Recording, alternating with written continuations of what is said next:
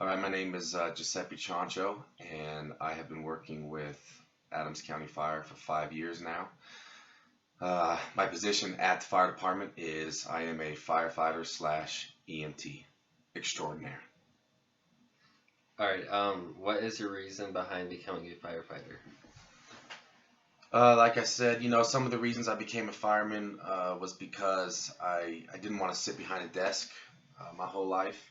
I wanted to be able to be outside and do something that every day was different at the drop of a dime. You never know what's going to happen. And so always being able to go to work and just know I just got to be ready every day was something that was kind of exciting to me.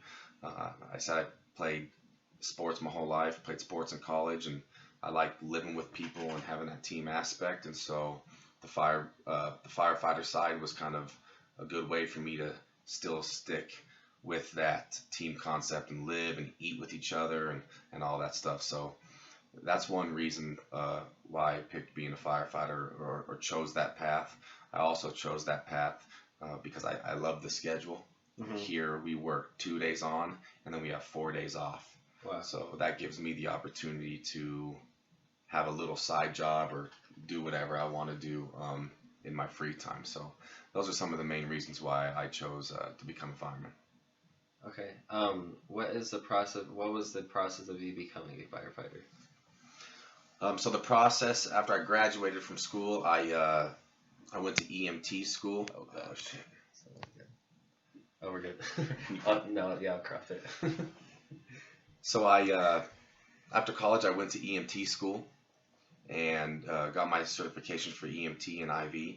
And then after that, I went to Fire Academy where I got my Fire One certification and my Hazmat certification. So I went through both of those academies and obtained that. After that, I went to a fire department and volunteered there for a while. I would work my normal 9 to 5 job, and I'd get off work. I'd come to the firehouse from 7 p.m. to 7 a.m. And work overnight, and then get off, go home, shower, get ready, and go to my normal job. So I did that for about 2 years or so, and then finally got hired as a career firefighter. Okay. What type of calls or work do you go on? So the majority of our calls are medical.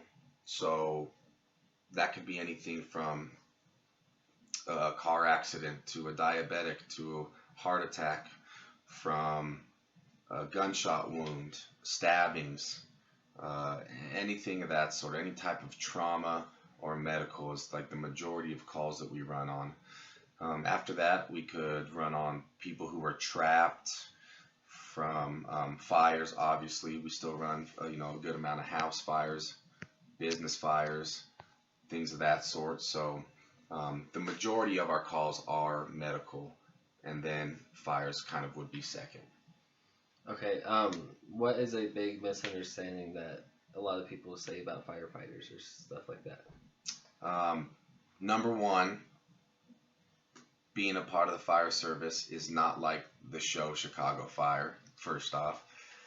Second off, we do not save cats from trees. So, like I said, if a cat is stuck in a tree, don't call us because we don't do that. That cat got up, that cat will get down. So that's the big thing. Alrighty. What does your day consist of? From like 7 a.m. to 7 a.m. basically, so your shift. Sure. So when we get on work, the first thing we do is we get a handoff report from the people who are getting off duty. They kind of tell us, hey, this is what we did yesterday. These are the things that we used. These are the things that we had to fix. And that gives me an idea. Okay, I'll double check that just to make sure that they're fine. But then we go through, the engine, the fire truck, the medic unit, and we go through every piece of machinery to make sure that everything is functioning properly from um, the AED to um, the pump panel to our tire pressure to our lights to our sirens, every single tool, extrication, saws, jaws of life. We go through every single tool and make sure that it's working properly in case we run a call when we need it. It has to be working properly. If it's not, that's a good way to lose a job. So it's when we get there in the mornings, it's pretty serious. Okay. And how do you cope with traumatic situations that you run across?